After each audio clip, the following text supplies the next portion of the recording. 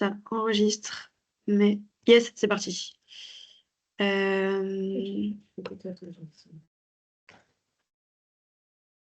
Donc, maintenant que je vous ai donné la partie un petit peu logistique, l'idée, c'est que, alors, comme je ne vous vois pas, j'arrive pas à savoir si vous êtes des habitués ou pas des webinaires Mountain Riders. Rapidement, c'est des webinaires qui sont en alternance tous les mois. Donc, un coup, c'est Montagne Zéro Déchet, un coup, c'est le Flocon Vert, qui sont deux de nos gros projets. Que l'idée, c'est de parler, en tout cas pour Montagne Zéro Déchet Sauvage en 2030, d'initiatives concrètes et de provoquer le passage à l'action et engager les acteurs sur le sujet de la réduction des déchets. On est toujours le dernier jeudi du mois en général ou l'avant-dernier, entre 14h et 15h30. Et donc, le prochain sera le 16 janvier avec Estelle sur les achats responsables. Et vous pouvez retrouver tous les précédents sur YouTube, comme je l'ai dit tout à l'heure.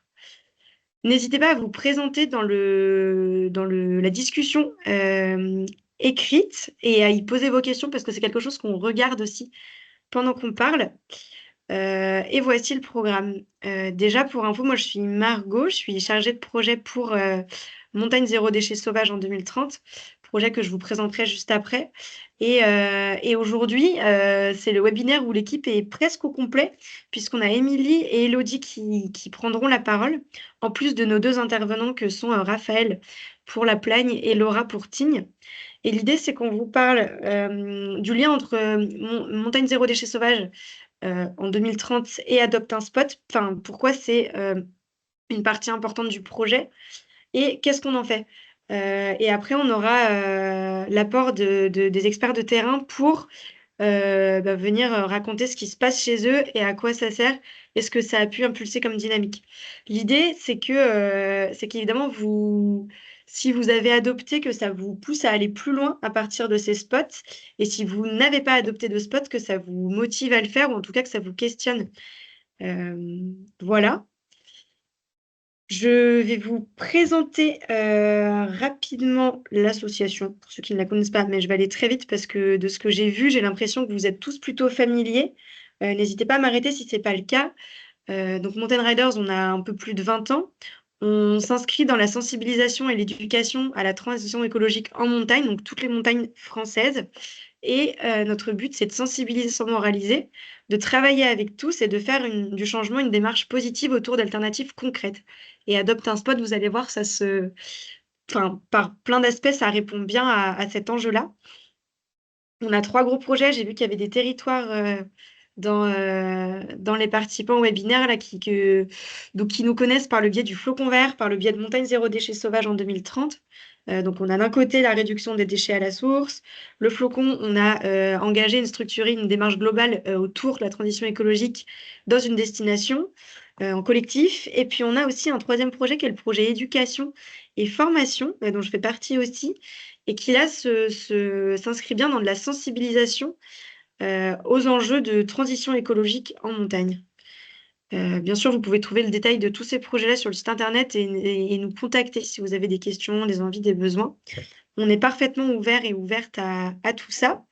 Et là, l'objet du jour, c'est de parler vraiment spécifiquement d'Adopte un Spot et en quoi c'est une partie intégrante de Montagne Zéro Déchet Sauvage en 2030.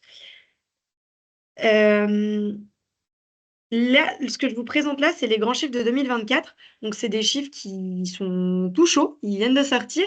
Et c'est les chiffres, pas Adopte un Spot, mais les chiffres ramassage grand public. C'est pour vous donner un petit état des lieux de la pollution sauvage en montagne, donc ce qu'on ramasse sur les pistes au printemps à un instant T.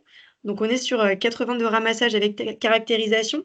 Ce qui est assez important, en fait, nous, c'était un de nos premiers enjeux quand on est arrivé avec Émilie sur le projet, c'était de systématiser la caractérisation des déchets pour avoir des diagnostics de pollution. On a besoin de ces données pour monter des plans de réduction à la source, pour mobiliser les acteurs, les actrices, pour savoir de quoi on parle et être crédible.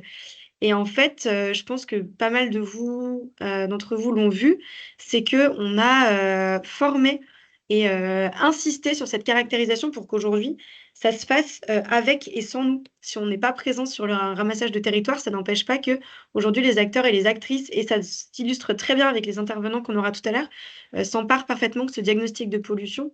Et après, ça nous sert à pousser des alternatives et sur les territoires et au niveau des filières aussi. Ce qu'on peut noter, c'est le nombre de bénévoles mobilisés qui est énorme. Le ramassage, là, ici, c'est pas l'enjeu, mais on avait essayé de le chiffrer une année, de se dire, mais le temps qu'on passe à ramasser, si c'était des personnes rémunérées, etc., et ça fait un sacré coup de dépollution, déjà quand on ne prend que le temps humain, déjà. Et donc, ça nous donne ce chiffre de 18 tonnes, qui est assez monstrueux, qui n'est pas équivalent, bien sûr, à la pollution marine qui est énorme, mais qui est conséquente par rapport à la proportion déjà des montagnes aménagées dans toutes les montagnes françaises, et qui à la fois est un chiffre qui nous semble atteignable en termes de réduction. On ne parle pas de 150 millions de tonnes, on parle de 18 tonnes. On est capable de les imaginer dans un espace délimité, et du coup d'en imaginer la réduction, et on parlera des solutions tout à l'heure. Et donc là, comme je disais juste avant, il y a la moitié de ces ramassages avec caractérisation qui se sont faits sans nous. Donc pour nous, c'est une jolie victoire de se dire qu'on n'a plus à être présent, déjà parce qu'on n'est pas staffé pour être sur toutes les destinations au printemps, parce qu'il y a plein de ramassages qui se font en même temps, et parce qu'un des grands enjeux de Montagne Zéro Déchet Sauvage en 2030, c'est d'être un projet de la montagne française, et pas juste de Mountain Riders. Et donc l'idée, c'est pas que ce soit que nous qui le portions, mais bien que ce soit quelque chose qui émane des territoires. Et donc c'est un chouette témoin, cette proportion.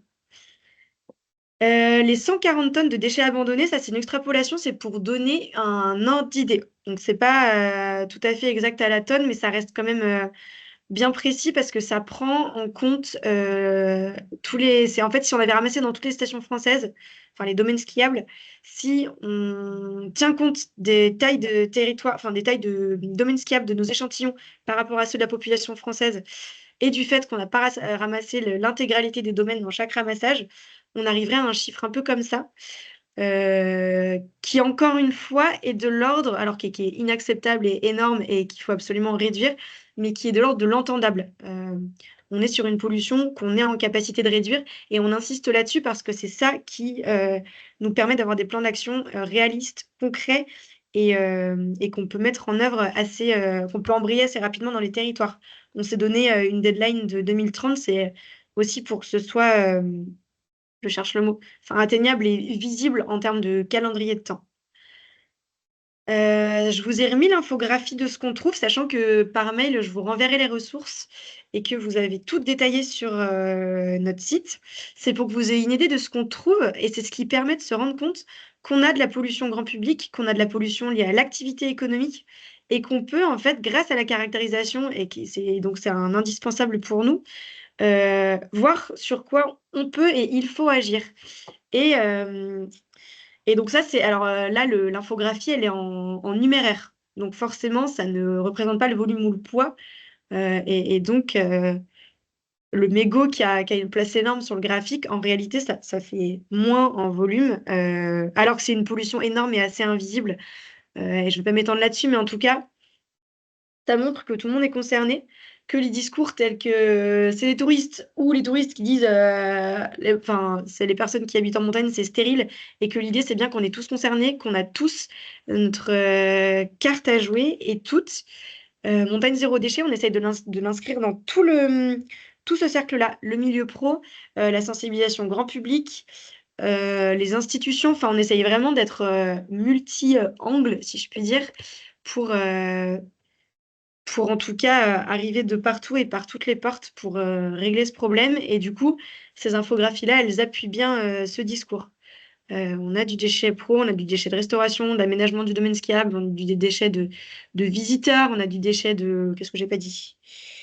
D'hôtellerie, de construction, bref, hein, vous avez vu, il y en a pour tout le monde. Donc, bonne nouvelle, on ne va pas s'ennuyer. Et je ne peux pas passer à la suivante. Voilà. Caractériser, je viens d'en parler. Ce que je n'ai pas dit, c'est que la caractérisation, c'est une méthode qui a été inventée par une association qui s'appelle Merter, qui œuvre en Méditerranée, et c'est eux qui ont créé, et qui ont fait valider d'ailleurs par le ministère de la Transition écologique, cette méthode qui est scientifique, qui est donc validée par tout un tas d'institutions, le Muséum d'histoire naturelle et tout ça, le ministère et ainsi de suite, et qui permettent surtout d'uniformiser ces ramassages. C'est-à-dire qu'en fait, la caractérisation qu'on propose, avec Merter, nous, on l'a adapté à la montagne, mais si vous allez sur leur site, et je vous l'enverrai par mail, vous avez tous les ramassages qui sont faits en France et qui sont saisis sur cette plateforme qui respectent cette nomenclature et cette méthode scientifique. Et c'est ce qui permet aussi après d'agréger les données, d'avoir des données au niveau national, régional, du type de terrain, donc nous la montagne par exemple, et de pouvoir parler concrètement de ce qu'on trouve. Et donc c'est pour ça qu'on insiste beaucoup sur la caractérisation, qui fait partie du nerf de la guerre pour nous. Comme je vous l'ai dit tout à l'heure, l'idée, c'est pas que Mountain Riders porte ce projet, mais, enfin tout seul en tout cas, mais que ce soit un projet porté par la montagne. Et aujourd'hui, c'est chose faite, puisque on a donc la charte qui est le document par lequel les parties prenantes s'engagent et après écrivent leur plan de réduction à la source qui après est mis en place et qu'on va auditer, etc. Tout ça, ça part de filières qui s'engagent. Alors de filières et de territoires, on en parlera, il y a des territoires signataires, il y a des parties, enfin des sociaux-pros, enfin il y a beaucoup de structures qui peuvent être signataires, des écoles de ski, etc.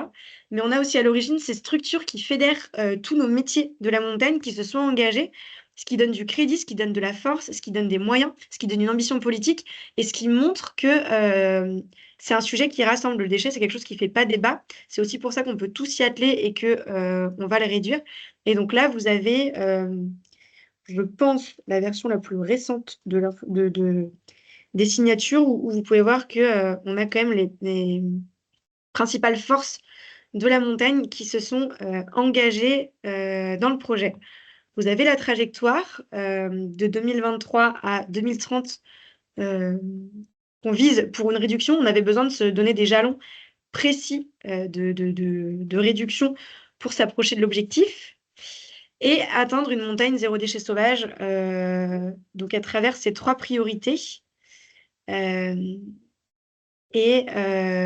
donc, c'est les 3 priorités qui structurent notre charte et qui après vont, je cherche le mot, inspirer les plans d'action.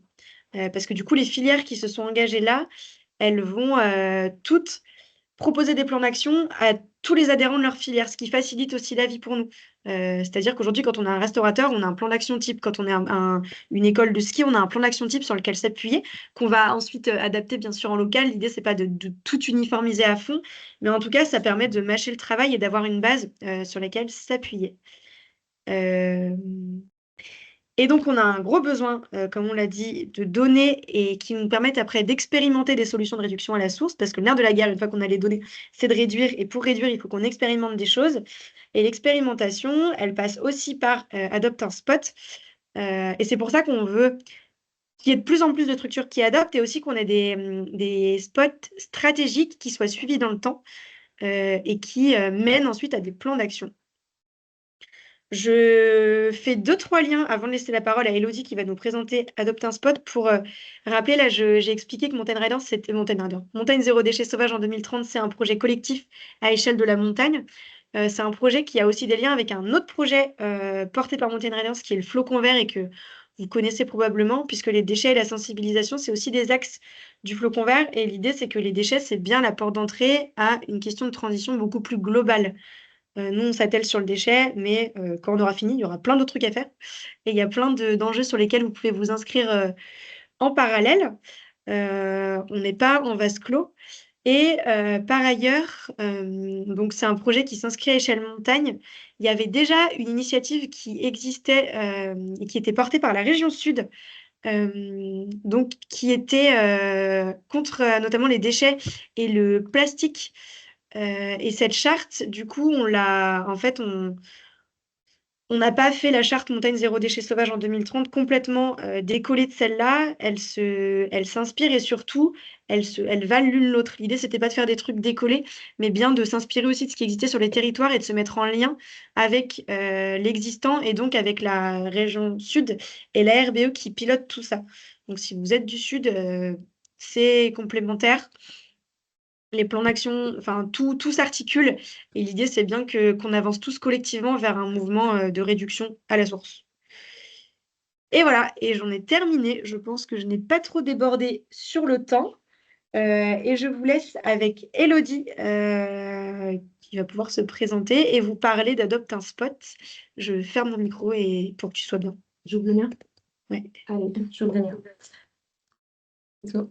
Bonjour à toutes et à tous. Donc moi c'est Elodie, je fais partie de la team aussi Montagne Zéro Déchet Sauvage en 2030 et je vous présente moi l'opération Adopte un Spot, c'est plutôt moi qui le coordonne.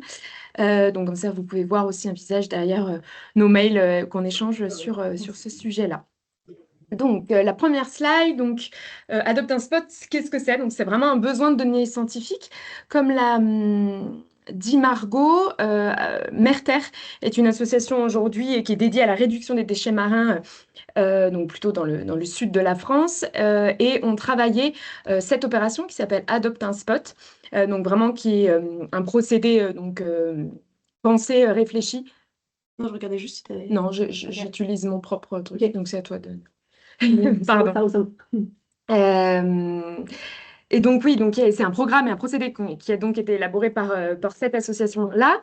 Et nous, on est parti, on est un peu tête de réseau pour la montagne et on représente cette opération-là et qu'on a adapté au territoire de montagne pour que cette démarche de sciences collaboratives puisse également avoir lieu et qu'on ait des résultats très précis sur nos ramassages en montagne. La différence, on va dire, d'un ramassage d'envergure sur les Adopte un Spot, c'est d'avoir vraiment de la qualité dans nos caractérisations et des résultats extrêmement précis pour qu'on puisse vous ressortir des tendances de déchets indicateurs premiers, des évolutions. Là, tu vois le... Ouais.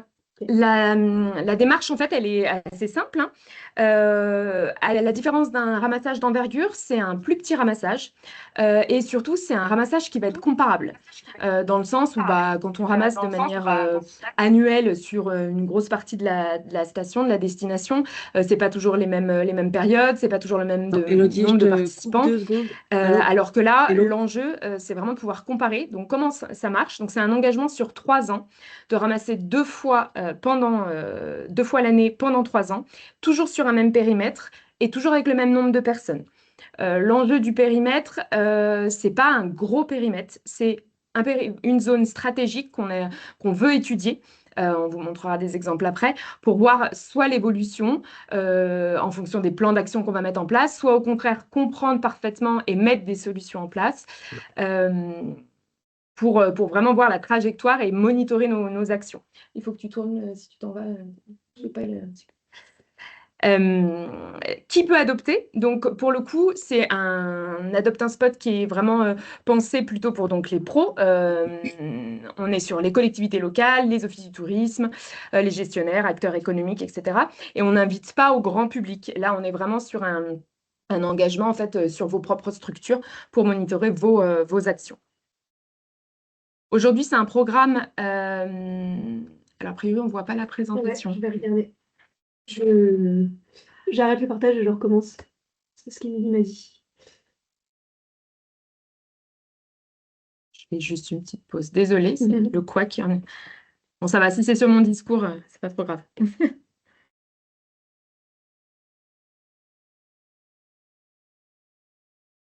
que là, tu l'as? Alors, oui, moi, je me passe Ouais, là-dessus. parfait. Ouais, je l'ai. Parfait. Par contre, il faut que tu ailles sur celui d'avant, la slide d'avant.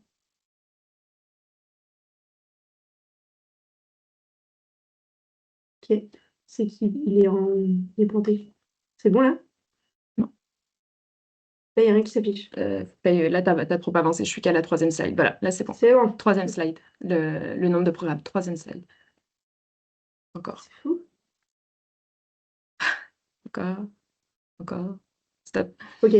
Bon, là, c'était brièvement pour vous montrer que c'est un programme aujourd'hui qui est pensé sur tous les territoires de montagne. On a 30 Adopt un Spot au total en 2024. Et pour nous, c'est vraiment une priorité pour les années à venir, pour qu'on ait des échantillons de plus en plus denses, pour qu'on arrive vraiment à se rendre compte la tendance sur vraiment tous les territoires de montagne. Donc là, on est présent quand même principalement sur la région Auvergne-Rhône-Alpes, un peu PACA et Pyrénées. Ça tourne? Moi, ça tourne sur mon écran. C'est bon. Après, donc pourquoi? Bon, je l'ai un petit peu dit en introduction. L'enjeu, vraiment, que c'est une démarche assez simple, mais qui va avoir un effet. Et pour nous, c'est vraiment avoir un effet de domino. On ramasse, on comprend, on mesure l'évolution de la pollution sauvage. Et surtout, on peut aller, grâce à cette mesure-là, qui est très précise, aller plus loin sur une stratégie vraiment de réduction. Nous, notre enjeu aujourd'hui sur les Adopt un Spot, c'est on adopte et derrière de transformer l'analyse sur des actions très concrètes et sur des expérimentations.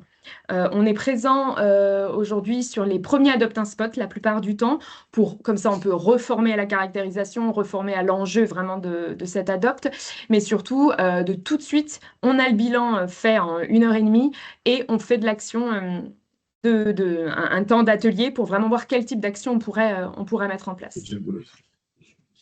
Donc là, je vous ai mis des petits exemples de pépites de transformation, à savoir qu'il y en a que Émilie va vous en parler d'une de ces trois-là.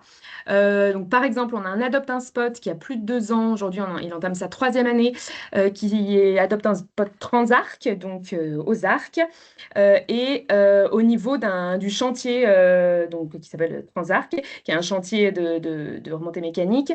Et l'enjeu, donc il a été adopté par POMA et par le domaine skiable, et c'était de mesurer aujourd'hui l'impact d'un chantier sur la pollution sauvage de ce chantier. Et surtout, ce qui a été très chouette et où on est assez fiers, c'est de pouvoir mobiliser autour avec le constat très pragmatique et très juste, scientifique de ce qu'on retrouve, comment on mobilise derrière les constructeurs, les monteurs, les maîtres d'œuvre, les bureaux d'études, syndicats professionnels, réseaux interentreprises. Et Émilie va vous expliquer tout ce qui a pu se passer par la suite. Mais vraiment, voilà, de pouvoir faire des ateliers ensemble avec ces personnes-là pour écrire à la suite des plans d'action de réduction à la source avec ces filières-là, ce qui est un gros enjeu. Et c'est vrai que le Adopt un Spot permet, au-delà de juste voir l'évolution, c'est très concret et on peut travailler à la source les réductions.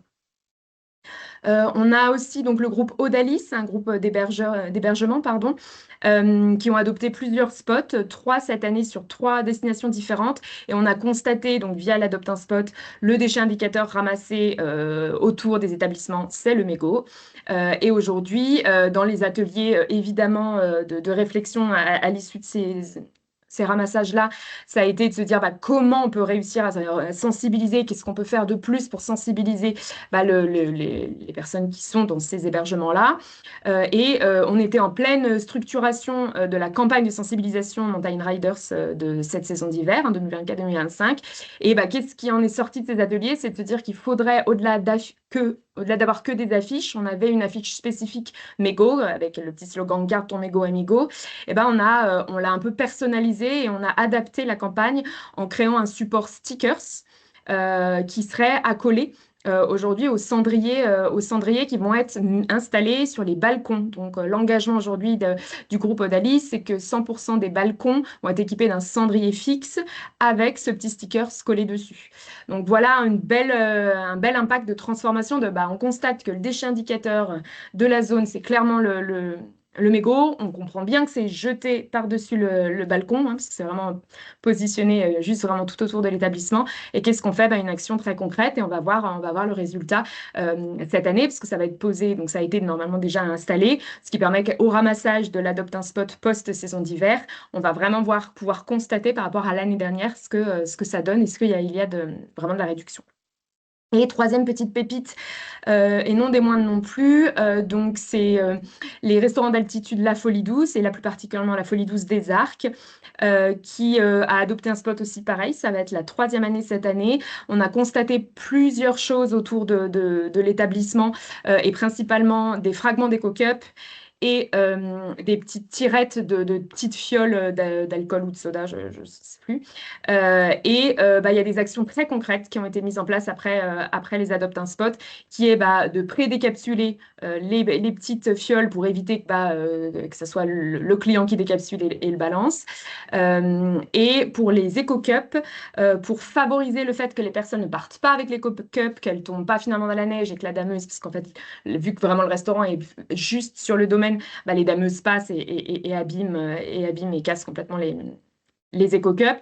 Et là, ça va être mis en place cette saison-là, d'ici, normalement, ils ont été livrés aujourd'hui ou demain, sur un énorme éco-cup géant, donc avoir un côté un peu ludique d'accompagner le client, à inciter à bien rendre l'éco-cup. Et ça va être voilà, un très grand éco-cup. C'est en partenariat avec Carlsberg parce que c'est également un partenaire à nous et à la Folie Douce, avec un petit jeu avec un radar qui va compter le nombre d'éco-cups, et au bout du Xème éco-cup, il y a un cadeau. Enfin voilà, l'idée, ce qu'on appelle les nudges chez nous, c'est d'inciter à un changement de comportement de manière ludique. Et donc ça, c'est un troisième, voilà, il y a un autre test qui sera fait sur cet établissement-là. Et en plus d'actions concrètes comme ça, Adopte un Spot a aussi un enjeu de fédérer, d'instaurer, on va dire, un cercle vertueux auprès des salariés des entreprises. Et là, c'est vraiment le cas avec la Folie Douce. Ça nous permet, nous, à chaque Adopte un Spot, de sensibiliser, puisque les salariés sont là, tournent, les saisonniers peuvent tourner. Là, pour le coup, ils ramassent à une dizaine, et chaque année, il y a bien le groupe de 10, et ça permet de donner voilà, des informations, de sensibiliser avant chaque saison, pour aussi voilà, ce que les salariés des socios, enfin là pour le coup d'un socio-pro, puissent être un peu ambassadeurs de cet objectif et des bons gestes. Donc voilà.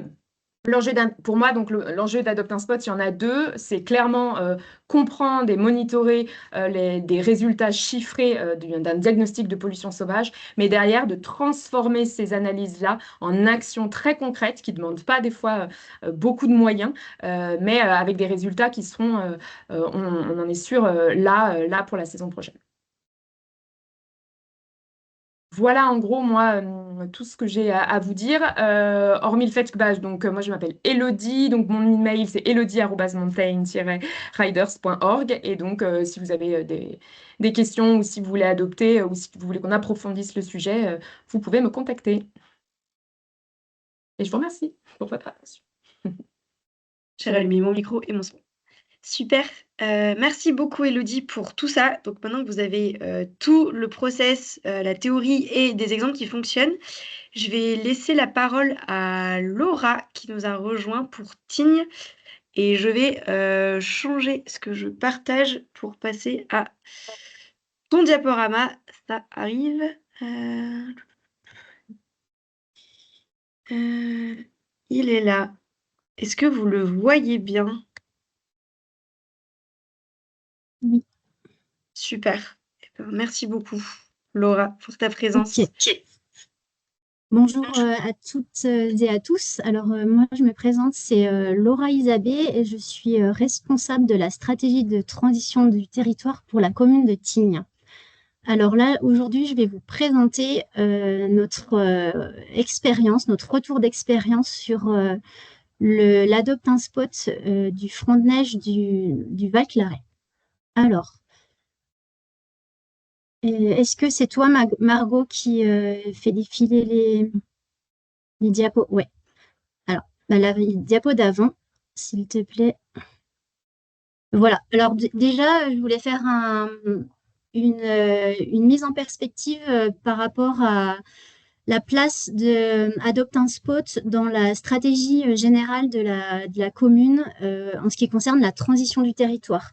Alors, en 2023, l'ensemble des acteurs de la commune, que ce soit la mairie, Team Développement, le légataire des remontées mécaniques, la régie des pistes, la régie électrique, le service des eaux, les associations locales, les sociopros, les habitants, se sont mis autour de la table pour élaborer une stratégie générale de transition du territoire d'ici à 2030. Donc, cette stratégie, elle repose sur 4 piliers. Donc, le premier pilier, c'est disposer d'une offre touristique multisaison et responsable. Le deuxième pilier, pérenniser le modèle de vie à l'année. Le troisième pilier, préserver le patrimoine naturel de Tignes. Et le quatrième pilier, réduire notre impact carbone. Donc, sur ces 4 piliers, on a une vingtaine d'objectifs et 92 actions, dont des actions, donc Adopte un Spot, qui s'intègrent dans le pilier 3. Donc, si tu peux passer à la diapo d'après, s'il te plaît. Margot. Voilà, merci. Donc, ça, c'est un zoom sur le pilier 3 qui concerne la préservation du patrimoine naturel de Tignes. On a l'objectif numéro 14 qui consiste à la réduction et à la valorisation des déchets et à la suppression des déchets sauvages. Donc, on peut tourner la page. Voilà. Sur chaque objectif et action, on a un suivi d'indicateurs. Et donc ça, ce que nous voyons apparaître à l'écran, c'est l'indicateur qui concerne la suppression des déchets sauvages, donc le poids de déchets ramassés en montagne. Donc on est parti d'une base en 2022 pour laquelle on avait ramassé donc 1700 kilos pour 3 ramassages et l'objectif c'est de réduire de 40% ce chiffre-là d'ici 2025 et d'atteindre l'objectif zéro déchet sauvage en montagne d'ici 2030. Là, tu peux tourner. Donc c'est dans ce cadre que le territoire de Tignes a signé la charte nationale montagne zéro déchet sauvage en 2030. Là, en début d'année, donc en janvier 2024, vu que l'ensemble des acteurs s'est mis d'accord pour statuer sur une stratégie de transition du territoire, dans ces actions, il y avait l'objectif montagne zéro déchet sauvage. Donc, tout naturellement, les 4 acteurs principaux de la station se sont mis autour de la table pour signer à 4 mains la charte nationale. Donc, la mairie de Tignes, l'Office du tourisme Tignes Développement, enfin la SEM Tignes Développement, c'est bien plus large que l'Office du tourisme, le délégataire des remontées mécaniques, la Société des téléphériques de la Grande Motte, et la Régie des pistes de Tignes. Voilà, donc si tu peux tourner la page. Voilà, donc plus précisément, le front de neige du Val-Claret, c'est un spot qui se prêtait totalement au programme Adopte un spot. Donc c'est un spot qui mesure à peu près 20 000 mètres carrés et il est vraiment, on va dire, au croisement de plusieurs entités. Donc c'est un front de neige. C'est à la sortie d'un arrêt de bus, il y a un ruisseau, le ruisseau du Retors à côté. Donc la zone, c'est ce qui est en vert, hein, ce qui est en vert, qui est encadré en vert foncé.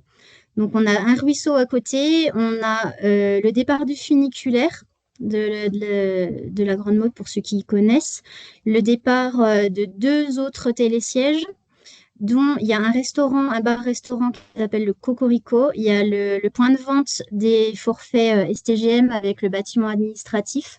Et à proximité, on a un commerce et plusieurs bars-restaurants et plusieurs hébergements touristiques, dont le Club Med. Donc, cet Adopte un spot, il y a il y a 11 structures exactement qui se sont engagées. Donc, je peux les relister. Donc, le Cocorico, le Club Med, on en a déjà parlé. Intersport, Taverne des Neiges, le kiosque, c'est aussi un bar, enfin, une restauration rapide. La régie des pistes, automatiquement, puisque là, on est sur un front de neige. La STGM, évidemment, les remontées mécaniques du fait des départs. Team Développement également, puisqu'il y a un certain nombre d'animations qui ont lieu sur ce spot. La mairie, évidemment. La communauté de communes de Haute-Tarentaise, c'est elle aussi qui est en charge de la compétence des déchets. Et évidemment, Mountain Riders. Alors, tu peux tourner la page. Voilà, là, je vous ai mis quelques photos. On a déjà fait 2 ramassages à ce stade. Le premier, le 5 juillet, et le deuxième, le 29 août. On a toujours le même nombre de participants, donc 9. Donc, ça tourne entre les différentes structures. Et la durée de ramassage est aussi identique sur un même périmètre. Tu peux tourner. Voilà, merci. Alors là, c'est les petits bilans des ramassages. Donc, on remercie vraiment Mountain Riders pour la mise en page de ces bilans, de ces diagnostics, parce que c'est important après pour pouvoir informer le plus grand nombre. C'est toujours bien présenté avec des belles couleurs, des belles images. Donc, on voit déjà qu'entre les 2 ramassages, on a diminué en termes de kilos, mais on a augmenté en termes de volume. Après, c'est encore trop tôt pour comparer. On va attendre l'année prochaine et l'année suivante. Mais dans le trio gagnant, on a toujours les mégots et les fragments d'Eco Cup. Et c'est à la suite de ça que des propositions d'action sont, on va dire, mise en place de manière collégiale. Donc, l'ensemble des structures qui ont ramassé se mettent autour de la table à la suite du ramassage pour définir le plan d'action. Donc là, non, ça c'est encore pas tout de suite. Là, j'ai pas de diapo pour ça. Mais par exemple, dans le plan d'action, on a la contribution à la réduction des déchets, à la réduction des emballages alimentaires, la réduction de la casse des fragments d'éco-cups, parce qu'on se rend compte que les éco-cups, elles sont souvent fragmentées. Donc, à titre d'exemple, le Cocorico a décidé d'installer des poubelles fun à la sortie du bâtiment. Il y a aussi des actions qui sont faites par rapport à la réduction des déchets de chantier. Donc, à savoir que la commune a validé une charte des gestions des déchets de chantier là cet été. Voilà. Donc, en conclusion, on peut dire que cet Adopt un Spot permet de fédérer l'ensemble des acteurs. En fait, c'est dans la continuité logique de la stratégie de transition donc, générale du territoire de Tignes. En fait, les acteurs n'ont pas de difficulté à s'intégrer dans ces projets parce que ben, de manière plus générale, ils sont déjà engagés de manière globale dans la stratégie de transition du territoire. Donc, c'est pas très compliqué à mettre en place. Après, ce qui est le plus compliqué, c'est de trouver des dates qui correspondent à chacun parce que c'est pas facile pour tout le monde. Enfin, voilà, c'est difficile de trouver une date qui correspond à tous. Donc là, pour l'instant, ça s'est bien passé. On a toujours les 9 participants et ça tourne entre les dates. Donc parfois, enfin, on a 11 structures, mais on n'a pas à chaque fois les 11 structures qui sont présentes du fait des disponibilités des uns et des autres. Mais on a toujours 9 participants et on a toujours notre périmètre. Et pour conclure, eh ben, je remercie encore une fois Mountain Riders parce que c'est quand même euh, bien cette association qui nous donne les outils, en fait, qui nous donne des démarches clés en main. Et du coup, c'est toujours agréable pour nous, territoire, d'utiliser les clés en main. On ne va pas réfléchir, reconsidérer comment on fait avancer ces projets de ce point de vue-là. Donc, merci à Mountain Riders. Et puis, là, tu peux passer à la dernière diapo. C'est le site internet de la mairie de Tignes où on a toute une partie sur la gestion des déchets de manière générale. Donc, vous allez sur le site www.mairitine.fr sur l'onglet Transition du territoire et ensuite vous avez une rubrique Gestion des déchets qui parle de tout ça. Et puis évidemment, vous pouvez me contacter soit par téléphone ou soit par mail. Margot vous donnera après mes coordonnées dans le compte rendu. Voilà, je vous remercie. Super. Et ben, merci beaucoup, Laura. Tu as chanté toutes les questions que je me suis notée de te poser à la fin. Si les participants ont des questions, elles sont bienvenues. Alors moi, je voulais te remercier parce que c'est énorme le taf que tu fais sur ce sujet, enfin, de fédérer. Et je crois que ça a servi d'exemple plusieurs fois d'ailleurs. Enfin, Tignes, le fait que vous soyez fédérés autour de plusieurs sujets, mais notamment autour d'Adopt un Spot, pour nous, c'est hyper précieux comme exemple de montrer que ça marche. Alors du coup, j'allais te demander les freins et les choses plus faciles à mettre en place, mais tu l'as dit, vous aviez déjà des sujets de convergence avec les différentes structures qui faisaient qu'il y avait déjà un terrain propice à la co-construction. C'est pas le cas partout. Il y a aussi d'autres territoires qui nous remontent que Adopt un Spot, c'est une excuse aussi pour rassembler parfois des structures qui ne le font pas par ailleurs. Mais en tout cas, nous, Teen, c'est vraiment l'exemple de la fédération autour de cet objectif-là et de la mobilisation de tout un territoire et de plein d'acteurs et d'actrices qui n'ont pas les mêmes métiers, qui se mettent ensemble. Mais il faut bien se rappeler que c'est toi, enfin, c'est grâce à l'énergie que tu mets et à ta manière de faire. Et je sais que vous êtes très en lien avec Elodie. Et enfin, encore merci parce que il y a des territoires comme ça où ça tourne très bien et en général, il y a quelqu'un derrière. Et à Tignes, c'est toi. Voilà. Oui, alors c'est collégial, hein, je rebondis, c'est collégial, hein, j'ai des collègues à la mairie de Tignes, comme Alain, Tusa ou Yann Auget des services techniques. Et j'ai aussi des collègues à la communication, je vais citer Boris par exemple. Voilà, on est une équipe en fait, hein, voilà, c'est vraiment un travail collégial. Eh ben, trop bien. On ne peut pas faire une conclusion plus Mountain Riders que ça. Euh, je vais laisser la parole à Raphaël. Il faut que je rechange de diapo.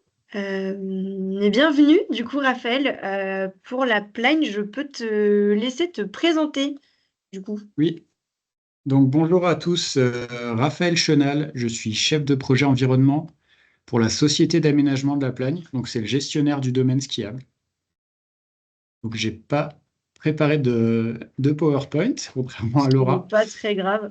Ouais, comment tu veux procéder? On fait plutôt question-réponse ou je fais déjà un petit Je te laisserais focus bien sur nos spots? présenter, ouais, déjà. Ouais.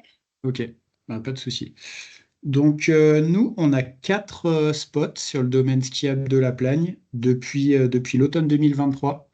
Donc, on a fait le choix d'avoir des spots représentatifs de nos métiers, de nos activités. Donc, il y en a un sur un point de vente juste autour d'un point de vente de forfait, un au niveau d'une remontée mécanique, un au niveau d'une piste de luge en hiver qui est une piste de kart en été, et un sur une piste de ski en hiver qui est une piste de kart en été. Donc, globalement, c'est des spots qui sont relativement restreints en taille, ce qui permet de ne pas passer plus d'une heure de ramassage à 2 à 4 personnes. Et en général, ça prend à peu près 30 minutes pour la caractérisation. Donc voilà sur ce que je peux dire à ce sujet. Donc on a commencé en le ramassage après été 2023. Donc on a fait 3 ramassages en tout sur ces 4 spots. Donc voilà pour la présentation. Après, bah, si c'est le moment de dérouler un petit peu les questions que tu m'avais fait passer, Margot, j'enchaîne là-dessus. Ouais, ouais, ça marche. Ok. T'écoutes. Donc, comment Adopte un Spot est un moyen d'avancer vers l'objectif montagne zéro déchet 2030? Bah, en fait, pour nous, ça a été vraiment le moyen de mettre en lumière le sujet des déchets. Ça permet d'impliquer les équipes de manière relativement ludique et sans prendre trop de temps. Comme je vous le disais, nous, c'est à peu près 1 heure de ramassage, 30 minutes de carac. Ça permet de faire ressortir des éléments de communication, de sensibilisation très faciles à mettre en avant, très visuels et des infos concrètes surtout. Et puis, bah, la deuxième phase, l'analyse des éléments retrouvés, comparés dans le temps, avec pour objectif de mettre en place des plans d'action. Alors nous, pour ça, on est, je dirais, pas encore très très avancé sur le sujet. On fait les spots, on ramasse, on analyse. D'ailleurs, j'ai pas encore envoyé les derniers résultats d'analyse à Elodie. Et après, on n'a pas vraiment de plan d'action vraiment formalisé. On mène un certain nombre d'actions. Mais bon, il y a la signature de la charte à l'échelle du territoire. Après, pour des raisons diverses, on s'est mis un petit peu entre parenthèses en ce moment, le gestionnaire du domaine, parce qu'il y a une procédure de renouvellement enfin, d'appel d'offres pour renouvellement de DSP, de délégation de service public. Donc, ça fait qu'on s'est mis un peu de côté volontairement de la collectivité pendant un temps et on y retournera après. Mais il y a aussi une démarche territoire qui s'est lancée. On est partie prenante et je dirais que ça a permis de montrer aux autres acteurs du territoire que bah, les spots, c'était pas très compliqué à mettre en œuvre et qu'il y avait moyen de le faire assez facilement. Donc, on le fait maintenant en autonomie. Enfin, on l'a toujours fait en autonomie, mais j'ai assisté à 2 formations de Mountain Riders. Et ensuite, bah, on le fait en autonomie. On n'a plus besoin non plus d'emprunter du matériel ou quoi que ce soit. On se débrouille pour le faire. Il y a pas besoin de grand-chose, vraiment.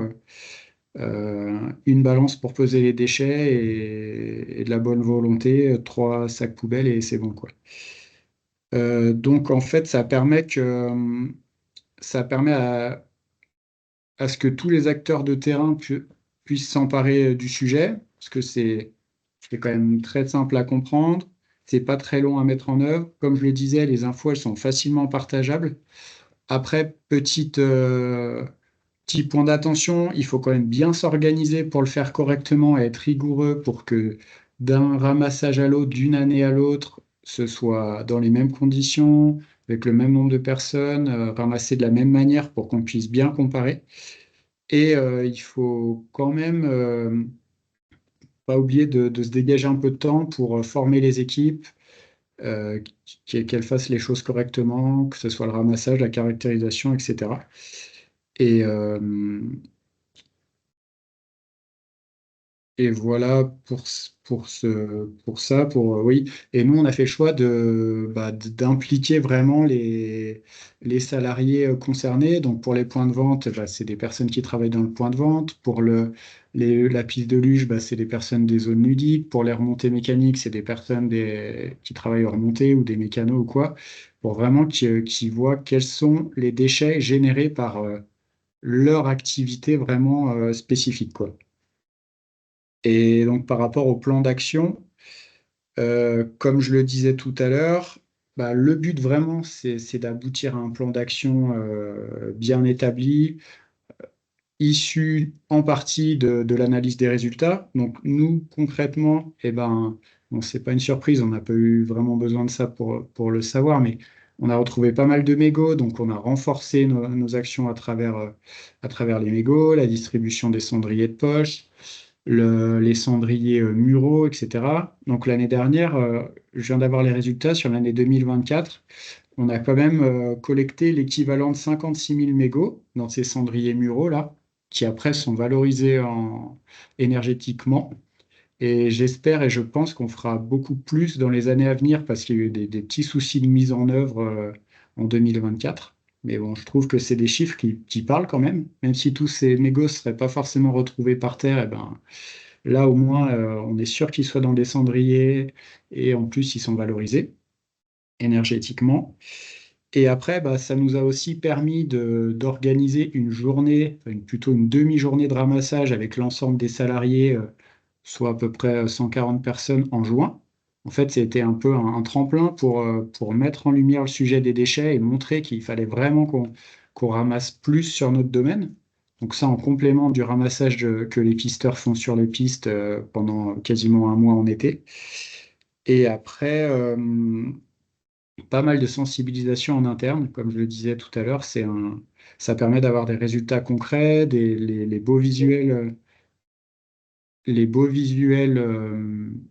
que nous partagent Mountain Riders sont hyper parlants. Donc, on s'en sert pour communiquer en interne, pour sensibiliser. Et puis, vraiment, là où il faudra progresser après, c'est vraiment de limiter les déchets à la source, de limiter le plastique, etc. Ça, pour moi, c'est une deuxième phase. Mais on est en train de planter une graine là sur le sujet des déchets. On commence entre guillemets facile et l'objectif c'est d'aller beaucoup plus loin ensuite, mais on est obligé d'y aller étape par étape et Adopt, c'est pour moi un, un moyen idéal de se lancer sur ce sujet, quoi. Voilà ce que j'ai à dire de notre côté. Alors j'ai vu qu'il y a une question qui est passée, j'ai pas eu le temps de la lire.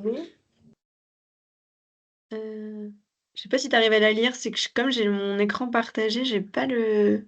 Par quel En fait, biais il y a. Ouais, c'est bon, je l'ai. C'est bon. Ouais, par quel biais ou organisme valorisez-vous les mégots quand les collectés dans les cendriers muraux? Alors, on travaille avec l'entreprise Triconcept. Ouais. Triconcept, à travers son programme Triclop. En fait, on a un contrat avec eux. Et là, l'année dernière, on leur a acheté des cendriers muraux qu'on a personnalisés.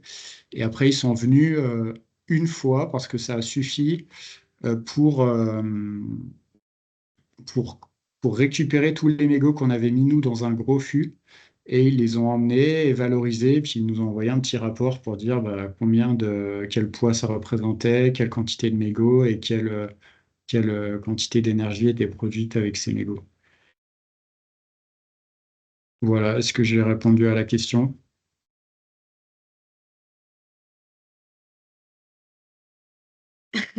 Eh ben, on Je pense que pense oui. que oui.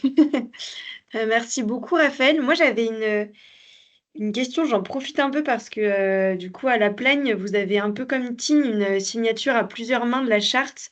Vous faites partie de ces territoires qui, pareil, se sont emparés du truc en collectif, donc sur le territoire. Et donc, en parallèle des adoptes de la société d'aménagement, vous faites partie, comme tu le disais, des parties prenantes qui ont signé la charte à plusieurs mains et qui sont en train de co-construire le plan d'action, ou qui l'ont construit d'ailleurs, j'ai peut-être pas tout suivi toutes les étapes. Euh, et je me demandais, parce que je me souviens qu'il y avait des actions qui étaient déjà pas mal mises en place de réduction des déchets au niveau de la SAP. Et est-ce que c'est des déchets, par exemple, je me souviens d'actions peut-être sur les tapis ou sur les jalons. Je crois, je sais plus ce que tu avais cité ce jour-là, mais il y avait déjà plein de sujets sur lesquels vous travaillez. Et si c'est des sujets qui reviennent un peu avec le ADOP, enfin, est-ce que c'est des déchets qui sont en commun? Alors, je sais pas exactement de quoi tu parles pour les tapis et les jalons. J'ai un souvenir qu'au début de la réunion, tu avais parlé de ce que vous faisiez au niveau de la société d'aménagement. Je me trompe peut-être de déchets, ça c'est possible. Je me Alors, souviens que vous envoyiez les tenues, par exemple. Il y avait un truc comme ça. Il y avait les tenues de... oui, bah, les tenues qui sont changées tous les 2 ans, je crois. Oui, c'est ça. Et ben, on collecte les tenues usagées pour les salariés qui souhaitent la rendre. Il y en a d'autres qui préfèrent la garder pour l'utiliser chez eux, quoi. Donc, effectivement, on collecte les tenues. Après, on fait quand même pas mal de boulot en termes de ramassage. Donc, concernant les jalons, il y a des pisteurs. Ok. Il y a 3 pisteurs l'été qui, pendant au moins un mois, voire un mois et demi, leur travail, c'est uniquement de passer sur les pistes et de tout ramasser. Donc, les jalons, mais aussi tout ce qu'ils trouvent, quoi. Donc, ça permet de vraiment nettoyer, quoi. C'est un peu Mais ce qui est une forme curatif, de on va dire. réduction à la source du déchet. Enfin, les ramasser avant qu'ils soient mis en débris et éclatés dans les dameuses. Oui, oui, oui. Après, peut-être tu voulais parler du fait qu'on utilise des jalons en bambou plutôt qu'en Oui, c'est plastique. ça que j'avais en tête, je crois. Ouais, ouais, ouais, bah ça, effectivement, tous les jalons de 2 bordures de piste, on utilise du bambou plutôt que du plastique. Bah, ça permet que s'ils se cassent et qu'on n'arrive pas à les ramasser, ça fait déjà moins de plastique dans la montagne. Après, pardon, il n'empêche qu'on utilise encore certains poteaux en plastique parce qu'ils n'ont pas les mêmes caractéristiques que les simples jalons de bordure de piste. Mais de manière générale, on essaye de limiter le plastique, bien qu'il reste encore énormément de boulot à ce sujet, hein. Les plastiques, enfin les banderoles, les filets, etc. Ben, on sait qu'il y a beaucoup de déchets. Les déchets de chantier, alors ça, on, on essaie de tenir nos chantiers les plus propres possibles, mais c'est pas des sujets évidents. Il y a beaucoup d'entreprises qui interviennent, qui sont souvent prises par le temps, etc. Puis eux, c'est pas dans leur ADN d'être hyper clean au niveau des déchets, donc on bosse beaucoup là-dessus. Mais on a encore aussi beaucoup à s'améliorer, clairement. Et comme je le disais, on n'a pas encore suffisamment pris le temps d'analyser les résultats de nos adopts pour vraiment Ok, agir pour en faire le lien, ouais. conséquence. Je Ouais. comprends. Eh ben, merci beaucoup pour ce partage d'expérience. Est-ce que tu auras un conseil à donner à un autre aménageur de domaine skiable qui souhaiterait se lancer pour que ça se passe bien dans Adopt? S'il y a un truc que tu as retenu, qui vous a facilité la vie. Oui, bah, un petit conseil, moi je dirais de ne pas voir trop grand au début, d'essayer avec un qui est pas trop loin qui a pas trop de temps d'accès, etc. Pour se rendre compte que c'est pas compliqué à mettre en œuvre, qu'il n'y a pas besoin de beaucoup de monde, hein. Nous, c'est 2 à 4 personnes, hein, pendant 1 heure ou 1 heure et demie s'ils s'occupent de la caractérisation. Après, il faut quand même bien qu'il y ait une personne référente qui gère ça, qui se garde du temps pour gérer ce sujet et qui accompagne bien les équipes. Mais après, dans un deuxième temps, bien quand même déléguer pour pas que ça prenne trop de temps non plus et pour Ok. impliquer les équipes en interne. Et après, en conclusion, bah, je pourrais dire quand même que on a la chance d'avoir un super accompagnement de Mountain Riders. Dès qu'on a une question, dès qu'on a besoin de matériel ou quoi, ben, on peut vous appeler et vous êtes toujours là pour nous répondre, pour nous aider, pour nous donner des techniques. Donc ça, c'est hyper précieux quand même. Je vais rester la journée où on se fait lancer des fleurs. Ouais, non, mais pour le C'est coup, c'est valable il d'être faut toutes dire les les 3 sur le choses, hein. webinaire. C'est gentil. Il faut dire les choses quand c'est le cas. Donc merci à vous. Eh ben, merci beaucoup Raphaël. Il reste une dernière personne qui va prendre la parole sur un sujet plus, chantier, Il y aura une question de Laura. Ah bah, parfait, pardon, j'avais pas vu. Laura qui demande que Tignes est également en réflexion sur le sujet des jalons de piste en bois. Et la question est, est-ce que les peintures des jalons de bois ne sont pas plus nocives que le plastique en lui-même? Alors, Question piégée. on n'est pas allé aussi loin par rapport à la peinture. On a fait par contre une comparaison de bilan carbone de jalons en plastique, jalons en bambou, qui était largement en faveur du bambou. Par contre, la peinture, j'avoue que on n'a pas creusé le sujet. Par contre, ce qu'on fait aussi, c'est que les jalons qu'on ramasse et qui ont, qui sont ternis, quoi, qui sont plus assez colorés, ils sont repeints. Ils sont pas balancés et on en rachète d'autres, quoi. Donc voilà, ça permet de réduire un petit peu la quantité de déchets et de ressources qu'on utilise. Et je rebondis sur une remarque que je vois de Christian Vibert dans le chat. Effectivement, peut-être que vous vouliez parler du recyclage enfin, du fait qu'on récupère les caoutchoucs des remontées mécaniques, des chenillettes, etc. Et il y a un partenariat avec l'entreprise IDM pour les recycler en tapis de sol pour départ de remontée mécanique. Donc, je ne sais pas si c'était peut-être ça dont tu voulais parler aussi tout à l'heure. J'avais ça aussi en tête, bien joué. Il y a Christian Vibert qui lit dans mes pensées, parce qu'en fait, ça, c'est des déchets qu'on retrouve après dans ce qu'on appelle, nous, des fragments de plastique. Donc en fait, une manière de réduire à la source aussi, c'est de virer le matériel qui est abîmé ou qui a un fin de vie avant qu'il se désagrège. Enfin, ça compte aussi, en fait. Ça fait vraiment partie de ce qui peut être mis en place, en tout cas. Oui. Et après, juste pour finir, bah, ça a permis de faire émerger des déchets dont on n'avait pas forcément connaissance, là plutôt très spécifiques à l'exploitation des remontées mécaniques. Et là, alors comme je le disais tout à l'heure, on n'est pas encore allé plus loin, mais ça va être un argument, des éléments pour aller voir peut-être les constructeurs, discuter avec eux et leur essayer de trouver des solutions techniques sur ces sujets-là, quoi. Donc pour l'instant, on accumule vraiment plein de données et il faudra qu'on transforme l'essai très prochainement. Eh ben, merci, tu me fais une super transition pour Émilie qui va pouvoir prendre la parole et nous parler de chantier. Et encore merci Raphaël et n'hésitez pas à continuer à poser des questions. Et normalement, ça doit changer. Voilà, te diapo. Du coup, trop chouette. Merci à vous tous, en tous les cas, d'être là. Juste pour compléter ce qui vient d'être abordé sur le sujet des jalons, et jalons, et puis tout ce qui est déchets vraiment strictement liés à l'exploitation des domaines skiables. Pour information, donc Domaine skiable de France, qui est une des structures signataires et partie prenante de la charte montagne zéro déchet, va créer un groupe de travail spécifique sur le sujet déchets et exploitation de domaines skiables, où du coup seront abordées les questions des jalons et peut-être les différentes solutions des jalons et quelle est la meilleure solution dans quel cas.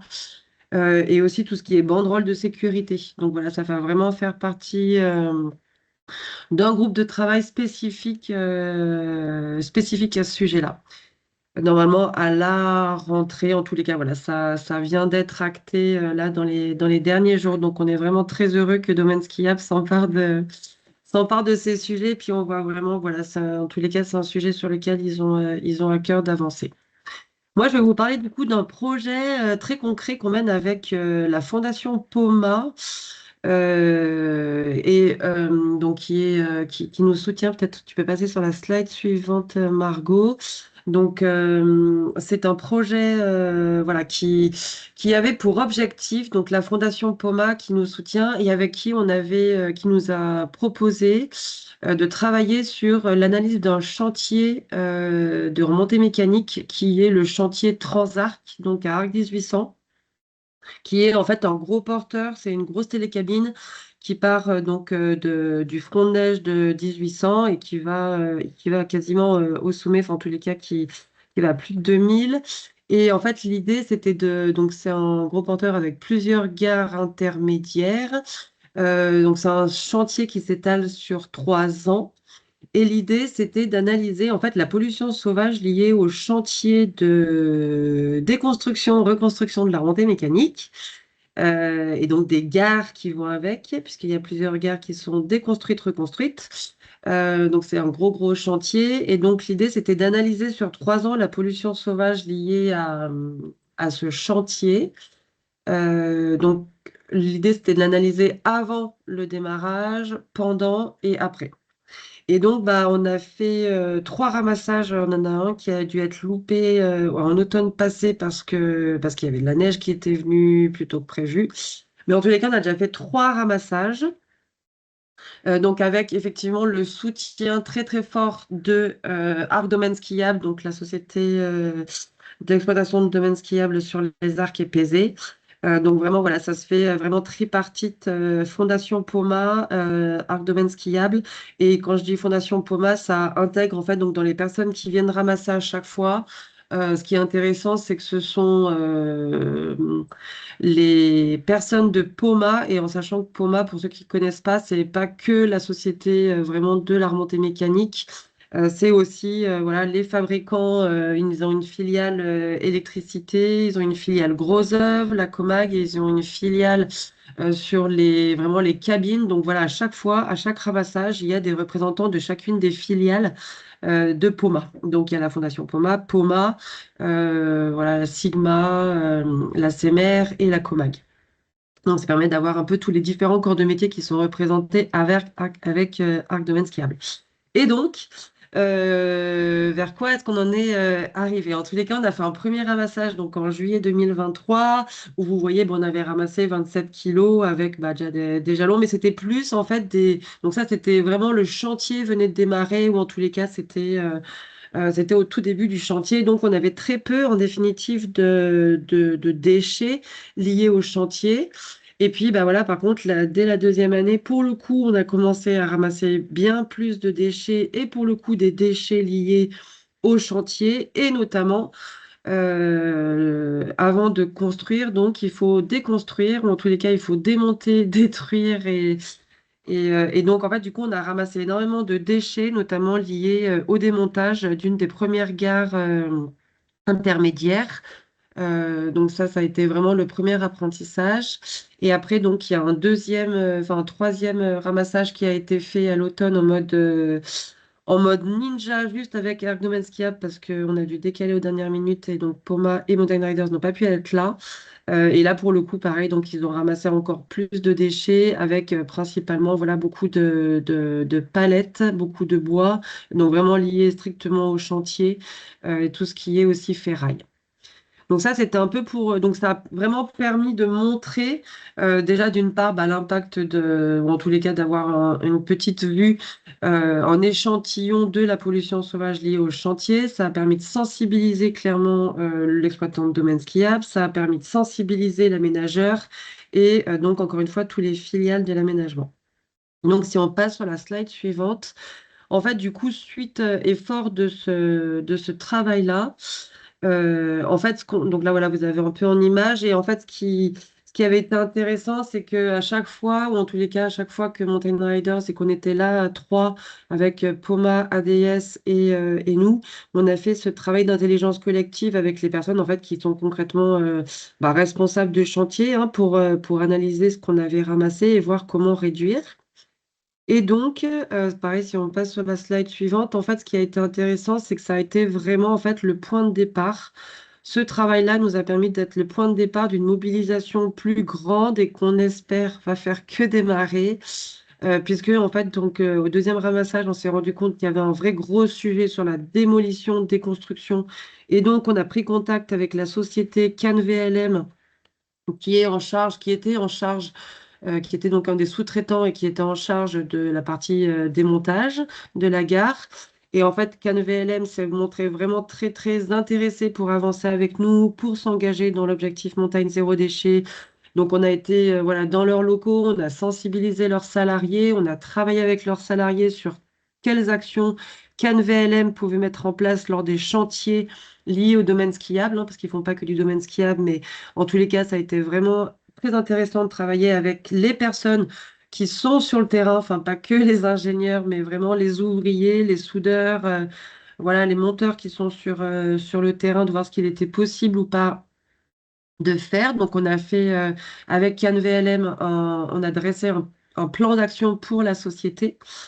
Et donc, encore une fois, grand merci pour le coup à Lionel Charles qui a été vraie cheville ouvrière de ce dossier.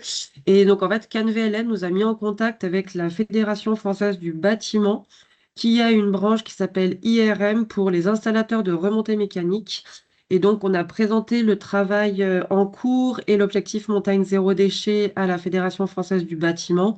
Et donc, dès le mois de janvier, on a rendez-vous avec donc la filiale IRM, donc installateur de remontée mécanique, pour essayer de les faire rentrer dans la charte montagne zéro déchet et de les faire s'engager. Donc voilà, le travail est en cours, mais en tous les cas, on a vraiment des avis plutôt favorables. Et attends juste peut-être attends juste encore une dernière fois, voilà. Parallèlement à ça, en fait, on avait mobilisé le cluster montagne qui donc fédère notamment les aménageurs et les bureaux d'études voilà, sur ce sujet. Et en fait, on a fait, encore une fois, hein, à l'appui de tout ce qui avait été fait sur Transarc avec CanVLM, on a fait tout un travail de mobilisation des aménageurs d'une part et des bureaux d'études pour essayer de mettre en place des plans d'action de réduction de déchets sauvages à la source pour chacun de ces deux métiers, le métier des aménageurs de remontée mécanique et le métier des bureaux d'études. Et donc, du coup, il y a des plans d'action qui viennent d'être finalisés et validés donc, pour ces deux métiers. Et donc, on l'a fait voilà, avec notamment IDM, avec Alpinger, Poma, la Comag et CanVLM. Enfin, voilà, on a vraiment fait un travail de co-construction qui nous ont permis d'aboutir à ces deux plans d'action type qu'on n'a pas encore diffusé parce que le travail vient juste d'être finalisé. Et la prochaine étape qu'on espère être constructive, c'est donc le 16 janvier. On réunit encore une fois, grâce à l'aide de la Fondation Poma et de Arc Domaine Skiable, on réunit donc toutes les différents représentants, on va dire, de cette chaîne d'acteurs, parce que c'est comme ce que disait Raphaël, hein, le problème des chantiers, c'est qu'en fait, il y a de multiples acteurs en présence et en fait, les intérêts des autres ben voilà, peuvent différer. Et en fait, on s'est surtout rendu compte que en fait, lorsque le donneur d'ordre était très exigeant sur le cahier des charges et sur le rendu, donc d'avoir un chantier qui soit vraiment propre à la fin, un site qui soit vraiment propre à la fin du chantier, qui ait des clauses notamment sur la prise en considération de tous les aspects environnementaux, sur la question du tri, sur les chantiers.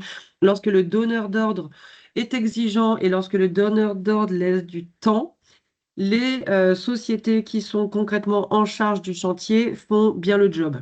Donc en fait, il y a vraiment ce besoin de se dire, bah, en fait, comment est-ce qu'on arrive à harmoniser entre les donneurs d'ordre, donc les domaines skiables, et les exécutants, donc les sociétés, bureaux d'études et aménageurs. Et donc, le 16 janvier, on va réunir Domaine Skiable de France, la Fédération française du bâtiment et les différents aménageurs.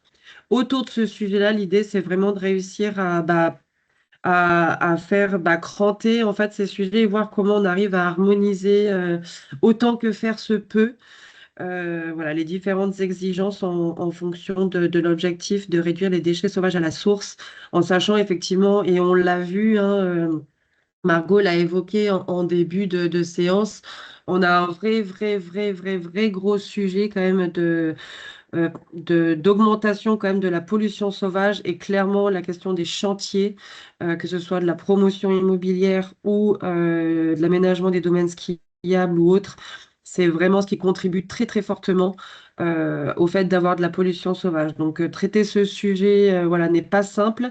Il est vraiment multipartite, mais il est vraiment essentiel d'être travaillé et de garder la dynamique autour de ce sujet. Et là, par contre, ce qui est vraiment très enthousiasmant, c'est que dès qu'on mobilise, dès qu'on sollicite les différents acteurs, tout le monde est vraiment très intéressé et prêt à mettre de l'énergie pour avancer avec nous. Donc, c'est vraiment très motivant,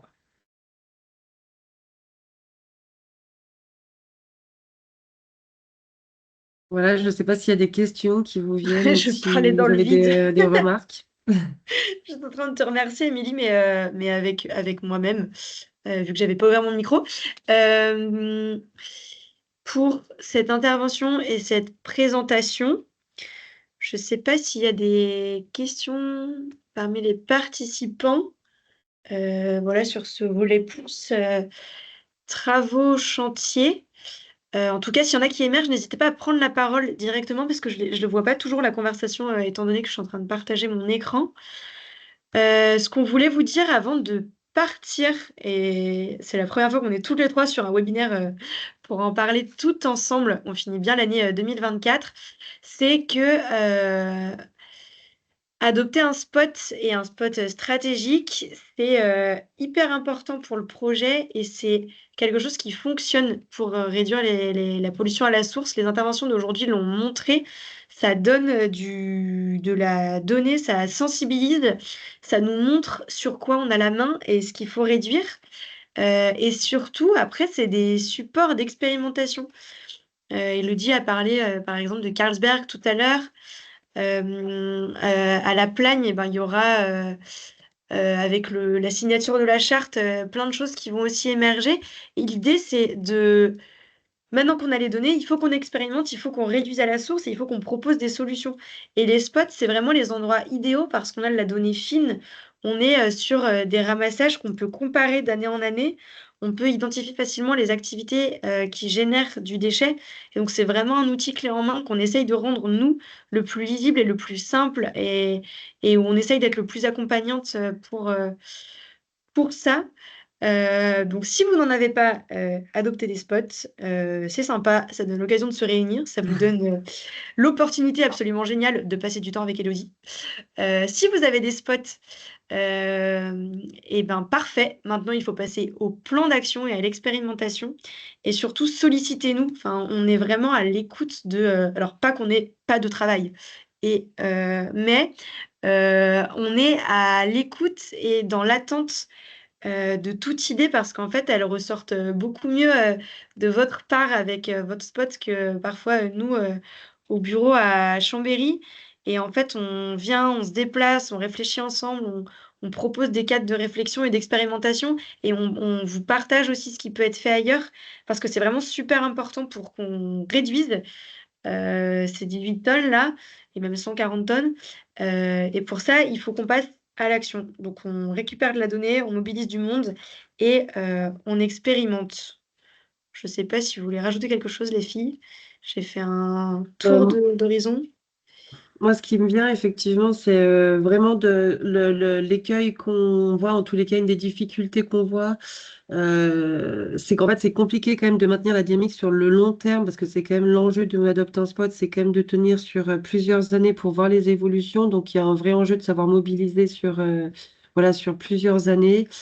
Donc vraiment, n'hésitez pas à nous solliciter parce qu'en fait, on voit que ce qui porte ses fruits et ce qui donne envie de continuer, c'est en fait de voir que les efforts de ramassage après donc, donnent lieu à des efforts de réduction et que les efforts de réduction donnent envie d'aller encore plus loin. Enfin, nous, c'est vraiment ce qu'on a pu observer notamment en travaillant avec notamment la Folie Douce et Carlsberg sur le spot. À Arc 1800 de la folie douce, hein, voilà, sur des publics qui sont pas du tout mobilisés sur les questions environnementales, de voir que en fait on ramasse, on voit ce qu'on ramasse, on réduit, et l'année suivante on se rend compte que ce qu'on a décidé de réduire, bah, clairement ça porte ses fruits parce qu'on ramasse moins. Ça permet vraiment de donner envie d'aller plus loin. Donc n'hésitez pas à nous mobiliser. Voilà, on ne peut pas être sur tous les ramassages, mais vraiment, si vous souhaitez qu'on soit là lors d'un adopt ou que vous pensez que ça peut faire sens qu'on soit là lors d'un adopt pour permettre de sensibiliser voilà, vos équipiers et qu'on arrive à construire avec vous un plan d'action qui permette de réduire à la source, c'est vraiment le bon échelle, le bon niveau, le bon volume de personnes pour y arriver. Et bonne saison à tous d'ici là. Ouais, très bonne fin d'année. En tout cas, on se voit l'année prochaine et vous allez commencer sur les chapeaux de roue si vous suivez le webinaire pour comprendre le flocon vert qui arrive le 6 janvier. Après, vous avez encore en ligne un webinaire flocon vert sur les achats responsables. Et puis là, vous pouvez avoir accès à la newsletter. Ça, c'est si vous suivez nos actus et que les prochains sujets vous intéressent. Merci beaucoup d'avoir suivi ça. Merci beaucoup aux intervenantes, aux intervenants, Laura et Raphaël. C'est vraiment précieux pour nous d'avoir des personnes sur qui s'appuyer pour montrer ce qui marche et ce qui est fait. Moi, je vous souhaite de très belles fêtes de fin d'année. Je vous dis à l'année prochaine.